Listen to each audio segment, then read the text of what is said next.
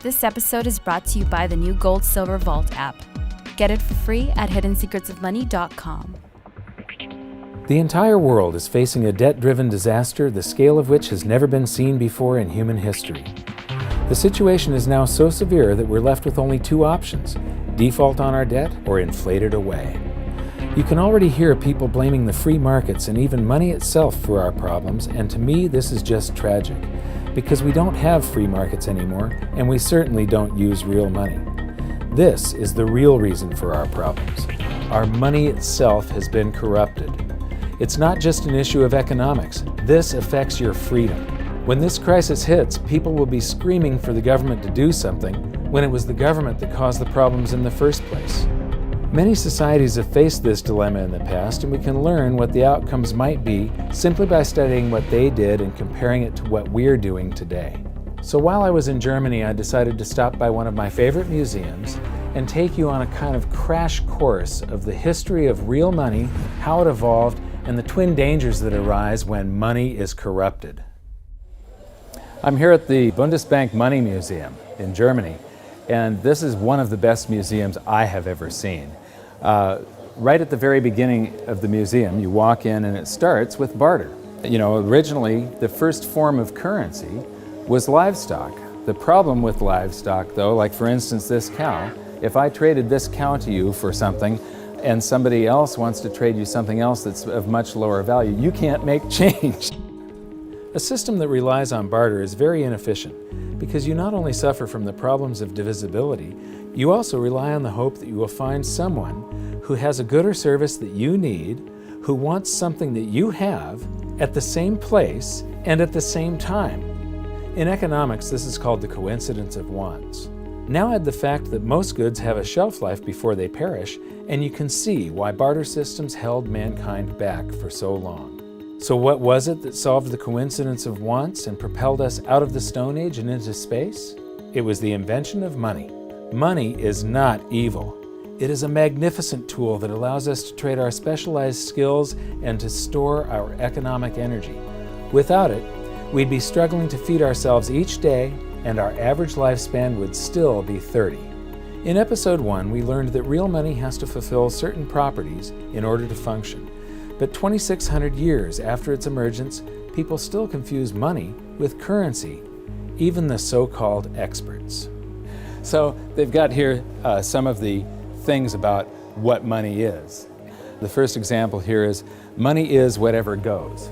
So in earlier cultures, commodities such as cattle, stones, or metals were used as money. Buyers took the value of the goods on trust when making their purchase. Today, too, money is a question of confidence. So the currency, today isn't money, today we're using currency, but the only reason it has any purchasing power whatsoever is because yesterday your experience was that it purchased something. So you have faith that it's going to purchase something tomorrow. Otherwise, it has no value. Whatever form it takes, reliable money has two characteristics. It is genuine and it is stable. People can rely on its value. Well, what fiat currency around the planet has maintained its value? They all fall in value. So right away you can see the difference. They're talking about currency here. And when they say it's genuine, what is genuine? A counterfeiter, somebody that's running their own printing press in their basement, is making genuine notes as far as he's concerned. They're genuine counterfeits. These things that just come off of a printing press, well, yeah, it's a genuine lie from a central bank or a government that you've got something that's going to store value for you, because it doesn't over long periods of time. It loses value. Gold, banknotes, and electronic money, meaning electronic currency, may be stored, divided up, or transported. As its material value has declined over time, its genuineness has had to be beyond question. Well, this one says that it's got to maintain its value, and right here they're contradicting the next one. The one thing here, gold, is the only thing that they're talking about that has not lost its value. In the past, rare goods were used as money. Today, central banks must ensure that the supply of money is restricted. Well, what are they doing all over the planet today? They're lifting all the restrictions on how much currency they're creating. They're flooding the planet with currency. The next display shows the usual museum pieces that are described as commodity money: cowrie shells, representative axes, cocoa beans, and the like. While these work better than barter, none of them were actually money because they all had a weakness: one or more properties of money that they couldn't fulfill. Therefore, they are commodity currencies, not money. Some of these were widely used right up until the beginning of the 20th century, and there's some stuff here that I haven't seen before. Here's something very interesting. This brick of tea, its value is in the intrinsic, it's in the commodity that you're using, it's the tea. But this one has a certain fungibility to it. Each unit would have the same value, and you can make change. You can snap these things apart into units of 6. It's portable. It's not that heavy. This fulfills quite a few of the functions of money. I would not imagine that it's that durable. It probably doesn't wear that well. And now we come to the emergence of real money. Here we have little pieces of metal, just little pieces that have been broken off of bars or something that was cast, other little blobs of metal that were traded as a currency. You know, they had purchasing power, they had an intrinsic value, but they still weren't fungible, which means interchangeable. Every one of them had a different value. You can see that some of them have a higher silver content, some of them have a higher gold content. These are called electrum. It's a mixture of gold and silver, naturally occurring.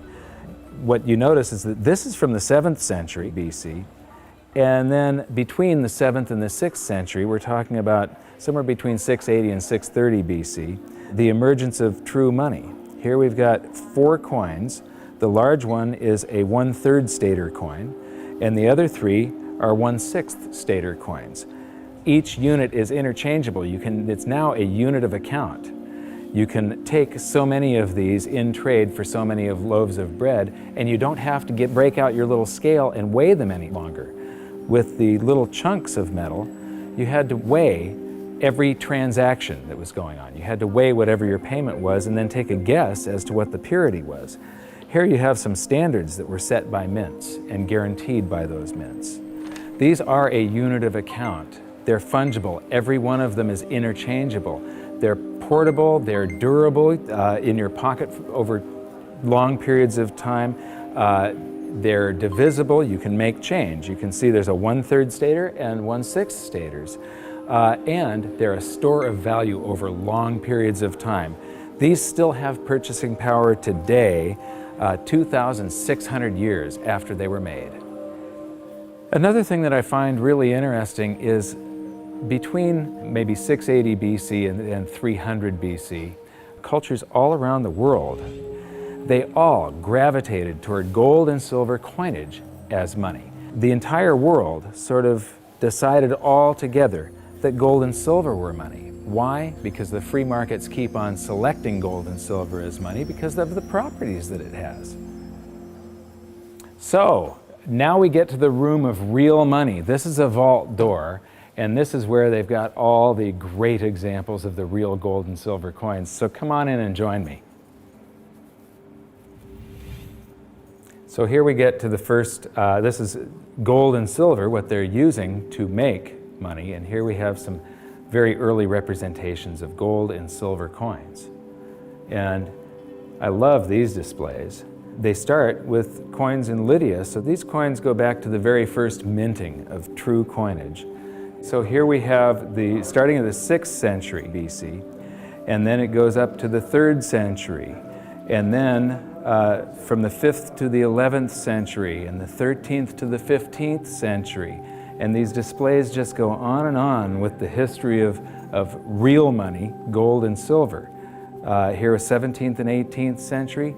Here we come to the 19th century, and now we're all the way up to the 20th century here. And here we come to our first example of government-issued fiat currency.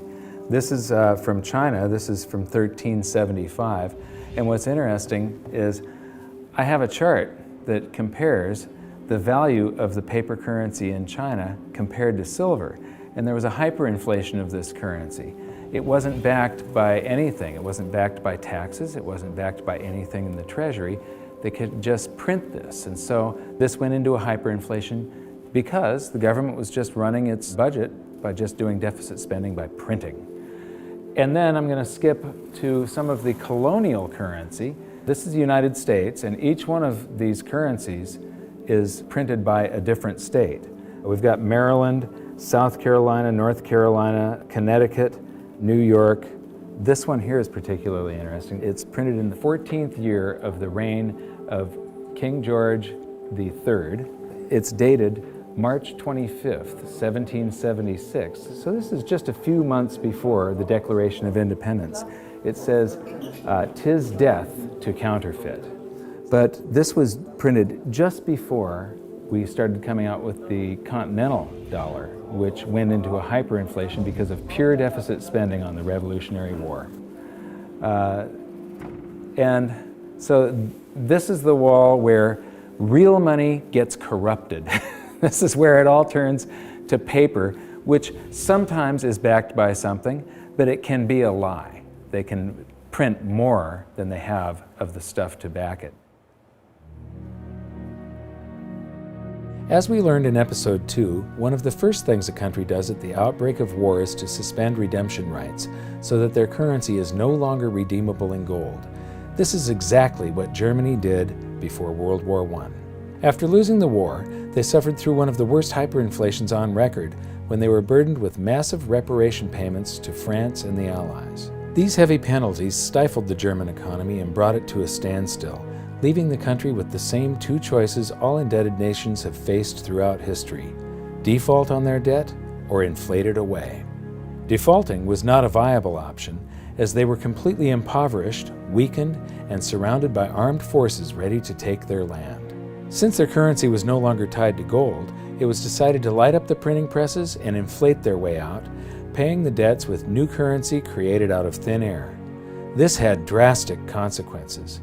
Check out some of this Weimar currency.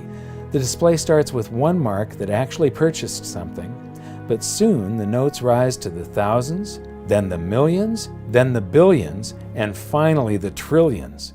It's mind-blowing. You'll notice that I'm laughing a little bit as we move through the museum, but I'm not laughing at the people. I'm laughing at the stupidity of central banks and of governments and how we never seem to learn from history. Okay, this is an example of different currencies used during the hyperinflation, and they call some of it inflation money and emergency money. This is interesting.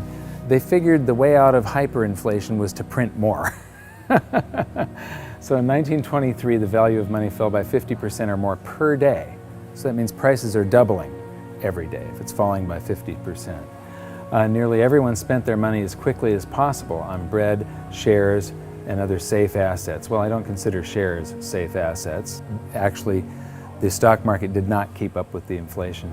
However, this rapid circulation only served to stoke inflation even further. That's the function of velocity of money. It's just when velocity picks up, it's just like expanding the quantity. It's got the same effect. At the end, even 144 printing companies working for the Reichsbank could not keep up with the demand for banknotes. Emergency money issued by cities, local authorities, as well as banks and other enterprises started being circulated. So everybody was issuing currency to add to the currency that the government was printing like crazy. Although banknotes with face values of trillions of marks were issued, the vast demand for money, that's not correct, the vast demand for currency led to a paper shortage. Printers used anything that could be found, including wool, wood, and silk. So here's some example of wood, wool, and silk currencies over here. So this is a great example of how even here, in a museum of what they call money, this is the Bundesbank, one of the world's great central banks, if you can call any central bank great. They don't understand the difference between money and currency. They're calling all of this money, and it has nothing to do with money. This is just a promise. It was a promise to pay money at one point, and then it was a broken promise. People will have faith in these government-created currencies, and it allows governments to basically rob their own people. The government erased the debts that they had left over from World War I by just hyperinflating the currency, and basically that transfers all the wealth of the middle class to the government. The government inflated away the debts, but they also inflated away the prosperity of their entire population. When we were in Germany, we got a chance to shoot in front of the Bundestag, which used to be called the Reichstag, and it's very, very significant in that out of monetary crisis, you very often see the political landscape change dramatically. It's the middle class of a country that defines the country with their vote. They're the largest sector of any country, about 70%. And a currency crisis like a hyperinflation wipes out and impoverishes the middle class. And they become filled with fear. And it's very easy for somebody to come in and prey on that fear. And dictators arise out of hyperinflation. And this is one of my greatest fears as far as the United States goes. I think that we all have to be very, very careful and very watchful for what happens in the future. A few years ago, I was interviewing Congressman Ron Paul, and he said, I think that there's going to be a financial collapse before they come around to thinking seriously about monetary policy. But the real thing we have to worry about is not the loss of our wealth. It's the rise of a dictator. It's the loss of our freedom. And what's interesting is the rise of Hitler. There were 2 times where he played on the public sphere. He could never have come to power had there not been a hyperinflation back in 1923. Just 1 week before the end of that hyperinflation, that's when Hitler made his first big public appearance. Playing to the public fear, Hitler and his stormtroopers took over a beer hall called the Bürgerbraukeller that seats around 3,000 people. And he took the stage by gunpoint, and to this literally captive audience, he gave the speech that would change the world. Because of the hyperinflation, the audience had been recently impoverished. Their wealth had been stolen by the government running the printing presses. And so they're all scared. He offers them a scapegoat and tells them he's got the way out. He became very popular after that, and the very next day, the people that were listening to him followed him in an attempt to overthrow the government. He was arrested, tried, and convicted of high treason and served time. While he was in jail, he was provided with a private secretary, Rudolf Hess, and he actually wrote about half of Mein Kampf while he was serving time. But once the economy started to recover, Hitler lost that leverage, that power. He could no longer play on the fear of the public once the economic situation had changed. By the middle of the Roaring '20s, he had become a joke. The Nazi Party had gone to less than 2% of the vote. Then along came the Great Depression, and Hitler seized this opportunity again. He was the first politician to actually campaign by aircraft, hitting multiple cities in a single day.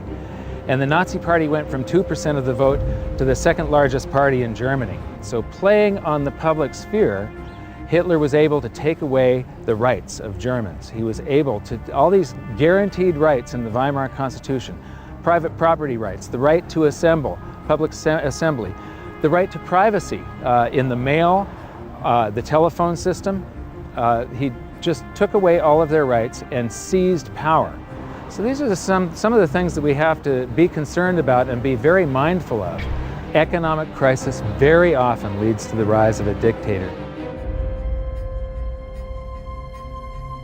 Yeah, the fact that this was just 70 to 80 years ago, basically there are still people alive today that experienced this, but enough of them have died off to where the warnings fall on deaf ears. Berlin is a great example of another massive danger to individual freedom that economic crisis can bring, the swing from capitalism to collectivism. After World War II, the city was basically divided in half, the West being capitalist and the East communist. Germany was reunified in 1990, but even this short period of separation showed the vastly different levels of prosperity that the two systems achieved. So this is the famous checkpoint Charlie, and what's interesting is how quickly an economy can heal.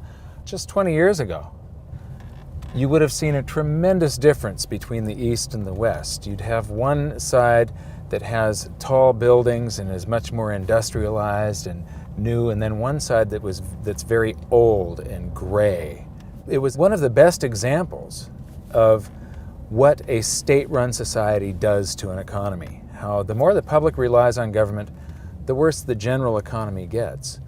What happens, in capitalism, you have the greatest disparity between the poorest and the richest individuals. And there's a backlash against that. And you see this happen in waves and cycles, this cycle that goes from capitalism to collectivism. Here, the example, you had this line going right through a city, and one side of the city that was very poor, and the other side prosperous by comparison. Now, when we go toward collectivism, they want to eliminate this great disparity between the poorest and the richest individuals. But what happens isn't that they raise the standard of living for the poor up here. They drag the whole economy down so that everybody ends up living down here, except for the people that are running the government. Collectivism is a danger because we've proven time and time again that it doesn't work. The evidence is in. If you look at history, it's clear that maximum prosperity can only be achieved through individual freedom, free markets, and sound money. You'd think that we'd learn from history, but I'm going to show you a few more displays from the museum that prove conclusively we haven't. And this is where we are today. This is a sheet of 50-euro notes, and these come out of the printing press, bam, bam, bam, bam, bam, just like those notes did. And the entire world today is sort of, every central bank across the planet is creating currency like crazy right now. I think we're going into a deflation, so they're trying to stave off deflation right now by printing their way out of it. So here we've got some examples of the technology that governments around the world are putting into their counterfeit currency so that the public can't counterfeit the currency that the governments are now counterfeiting. So you've got all these holograms and watermarks and different threads and different types of paper. And then here's this big old printing plate where they pop these things out a mile a minute. And right now they are hyperinflating the base money around the world, the paper money. We're going into a deflation though of the credit money, the voodoo hocus pocus currency that the banks just type into the computer. That's starting to collapse, where this stuff is expanding. So we learned in episode 4 that modern currency creation is a complete scam, but a whole lot of people had trouble believing that it could be true. The European Central Bank has this awesome display that shows you exactly how it's done, and it's basically the same as our episode 4. So here's a quick recap thanks to the ECB. Basically, the central bank and the Treasury swap IOUs. The central bank writes a check and the Treasury issues a Treasury bond, which is an IOU, and that creates currency, and then it gets, somebody is paid, it gets deposited into a bank account, and 1,000 marks, they withhold 10%. So right here, they're already telling you that his bank account is a lie. He deposited 1,000 in it. They only withhold 100 in case he wants some of that. And then they loan out 900, which then she buys something from this guy, he deposits the 900. They borrow 90% of that and leave just 10% on deposit for him. And the result is that it expands. Every 1,000 ends up creating 10,000, or every $1 creates $10. And they've got the result here. It's all sort of a voodoo hocus pocus scheme. One of the great things that I've noticed here is that throughout the museum they keep on proving the point that even though this is the Bundesbank Museum, they prove the point that fiat currencies that come off of a printing press eventually go to zero, that they're really worthless. This says the ideal goal of all monetary systems was to ensure that money is trustworthy and kept in short supply. Metal-based currencies restrict the money supply because metal deposits are naturally limited. However, during the Industrial Revolution in the 19th century, the rapidly growing economy needed a means of payment which could adapt flexibly to this growth. Baloney. You can have a fixed currency supply, and when you have economic growth, it means that the currency gains in purchasing power. In the 20th century, uncovered currencies, meaning unbacked currencies, have been the norm. In principle, the money stock could grow unchecked. This is why central banks must ensure that the money stock is in line with economic growth. Yeah, right. So here we've got my buddy Milton. Actually, Milton was sort of a semi-free market economist. He won the Nobel Prize, so he's considered the dean of the Chicago School of Monetary Thought, which are monetarists. They believe that we should have a Federal Reserve and it should expand and contract the currency supply to achieve stable prices. One of the problems with Keynesians and monetarists and so on is that they think you should expand it and contract it, but they never contract it. They just, Keynesian, you're supposed to spend when the economy is bad. The government's supposed to spend and stimulate and then withdraw currency from circulation to keep us from going into a bubble caused by the expansion of credit and the spending that they did during the bad portion of the economy. So they take this rubber band and they stretch it, and it's supposed to come back, but they never do that. They just keep on stretching it to infinity. And here we are, right now, where we are in the world is that rubber band is about to snap with every currency on the planet. And so I'm instability, I'm in deflation, inflation. Let me see, I'm going to cause a hyperinflation. Oh, it just went off the inflation scale. I guess I did cause a hyperinflation. Oops. And now the whole thing is collapsing. This game of inflation and deflation has never worked. Right now we're on the precipice of the whole system collapsing, and just like the game, our monetary system will reset. This is where the twin dangers we learned about may rear their ugly heads, so it's up to all of us to learn from history. I mentioned earlier that it was the invention of money that allowed humans to prosper and rise out of the Stone Age. But money is only part of the equation. What use is money if you don't have freedom? So what's going to happen? Will we default or inflate our way out of the mess we're in? Since 2005, I've been stating publicly, and I also wrote in my book, that I believe we're headed toward a series of events involving a short-term deflation followed by a big inflation or hyperinflation. If you really want to learn how this inflation might affect you and your family, join me at hiddensecretsofmoney.com for this episode's exclusive presentation. It's a special video that shows where I believe we are on this economic roller coaster of a ride and how I think it'll play out. So for now, what can you do? 1. Share this video on social media and subscribe to our YouTube channel. 2. Educate yourself by watching the rest of this series. And 3. Take action to protect yourself and your family. Learn what you can do at hiddensecretsofmoney.com. I'll see you there.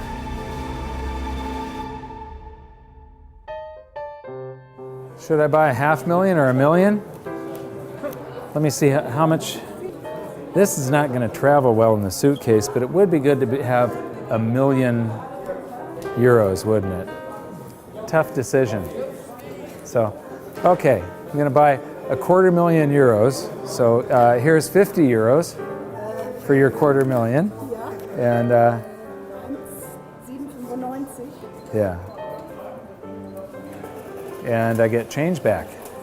This is about €8 to buy €250,000. 7,95, 8, 9, 10. Okay. 40 sind 50. Okay. And what's interesting is these are going to eventually be in here. I mean, it won't be too long before these end up like this. Oh, and we get some chocolate gold coins. Dankeschön.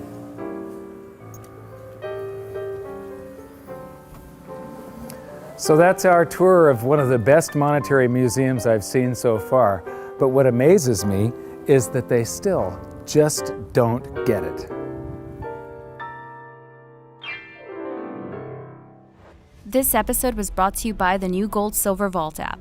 Get the latest silver and gold prices, news, videos, and track your holdings using the virtual vault feature all in the palm of your hand. Get it for free at hiddensecretsofmoney.com.